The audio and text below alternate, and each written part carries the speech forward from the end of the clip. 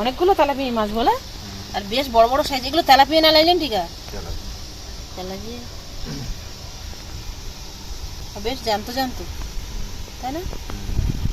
একটা ছোট্ট পাথর নিয়েছি, পাথরের উপরে রেখে মাছগুলো এইভাবে ঘষে দিয়ে মাছের এই যে কালো একটা স্পট আছে না গায়ে, এই স্পটটা তুলে দেবো। এই স্পটটা তুলে দিলে মাছটা খেতে ভালো লাগবে আর গন্ধ ছাড়বে না।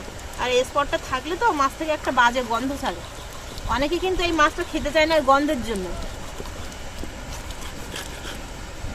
দেখুন ডলা দিচ্ছি, একদম উঠে পরিষ্কার হয়ে যাচ্ছে, দেখুন চকচকে হয়ে যাচ্ছে, একদম পুরো সাদা হয়ে গেছে।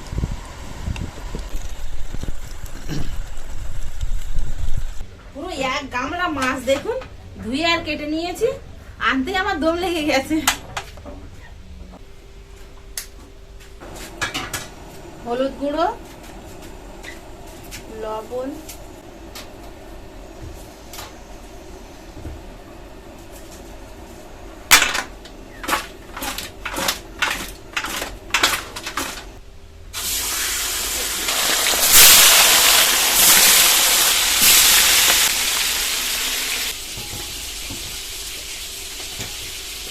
টমেটো দিয়ে তেলাপিয়া মাছের ঝাল বানাবো। আর এখানে দেখুন গাছ থেকে কাঁচা আম নামিয়ে এনেছি, বেশ টক আম। এই টক আম দিয়ে তেলাপিয়া মাছের টক বানাবো। তো প্লিজ বন্ধুরা আপনারা পুরো ভিডিওটা প্রথমের থেকে শেষ পর্যন্ত দেখবেন, আশা করছি আপনাদের ভালো লাগবে।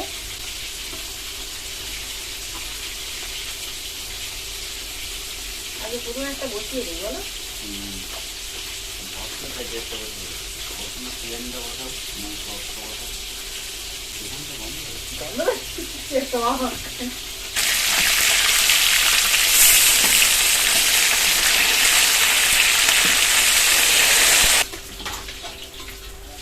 মাছগুলো এক ভিডিওটা খুব সুন্দর লাল করে ভেজে তুলে নেব।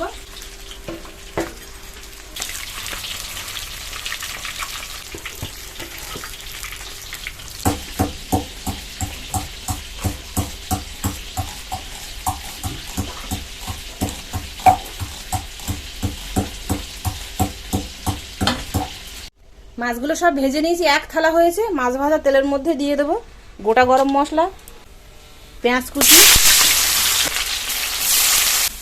কাঁচা লঙ্কা চেরা দিয়ে দেবো, থেতো করা রসুন,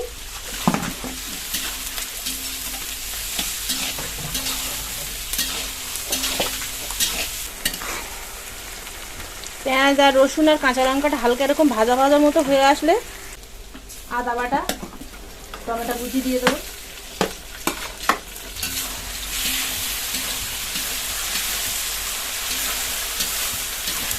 কিছুটা জল নিয়েছি, লঙ্কার গুঁড়ো নিয়ে নেবো কাশ্মীরি, ধনে গুঁড়ো, জিরে গুঁড়ো, গোলমরিচ গুঁড়ো, লবণ,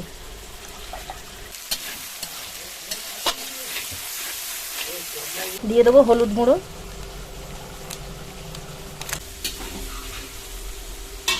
এই সাইডে আর একটা কড়া বসিয়ে দিয়েছি টক রান্নার জন্য। প্রথমে কাঁচা আমগুলো ভেজে নেব। কড়া গরম হয়ে গেছে, তেল দিয়ে দেবো, আম দিয়ে দেবো,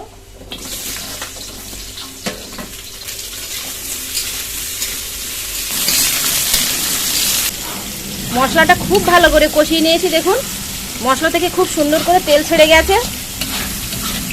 আর মশলাটাও কিন্তু বেশ 10 মিনিট মতো ধরে কষিয়ে নিয়েছি। অনেকটা মশলা তো একটু সময় লেগেছে।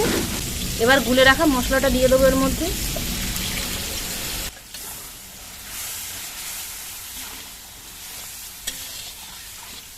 চিনি দিয়ে দেবো 1 চামচ। মশলাটা আবারও ভালো মতো তেল ছাড়া পর্যন্ত কষিয়ে নেব।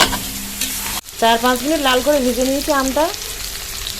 আমের মধ্যে দিয়ে দেবো লবণ, হলুদ গুঁড়ো,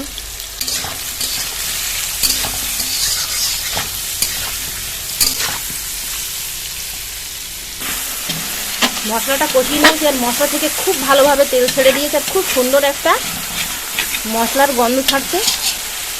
দেখুন কালারটা কত সুন্দর এসছে। জল দিয়ে দেবো।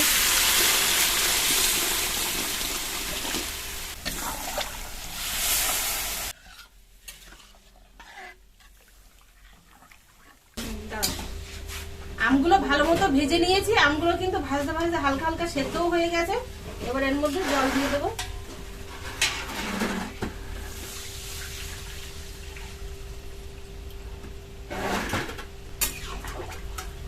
মাছ পড়বে?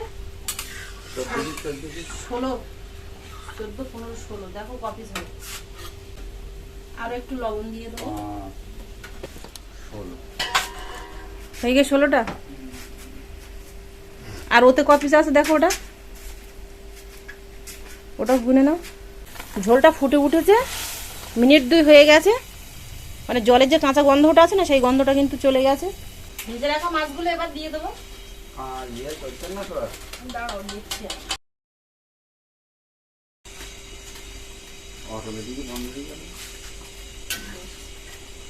মাছটা ফুটিয়ে নিয়েছি ঝোলের মধ্যে দিয়ে 4-5 মিনিট। ঝোলটা কিন্তু মাছের মধ্যে বেশ ভালো রকম মতো ঢুকে গেছে। এবার এর মধ্যে জিরের গুঁড়ো, গোলমরিচ গুঁড়ো, ধনেপাতা কুচি দিয়ে দেবো। হয়ে গেছে, এবার নামিয়ে নেবো।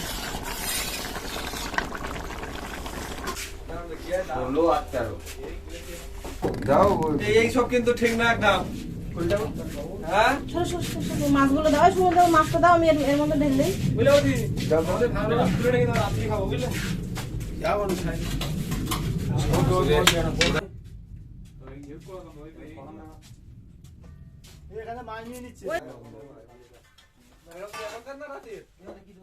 লবণ হয়নি মনে হচ্ছে, একটু লবণ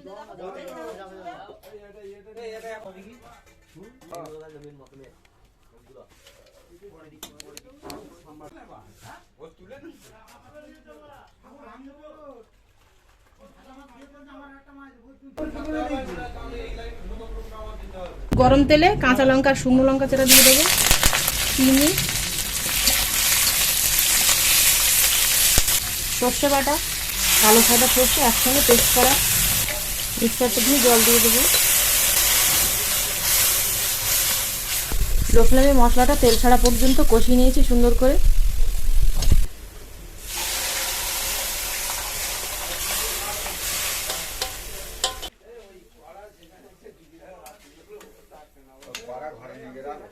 কেন তুমি তরকারিটা ঢেলে না একটা থালায় না গামলা ওখানে।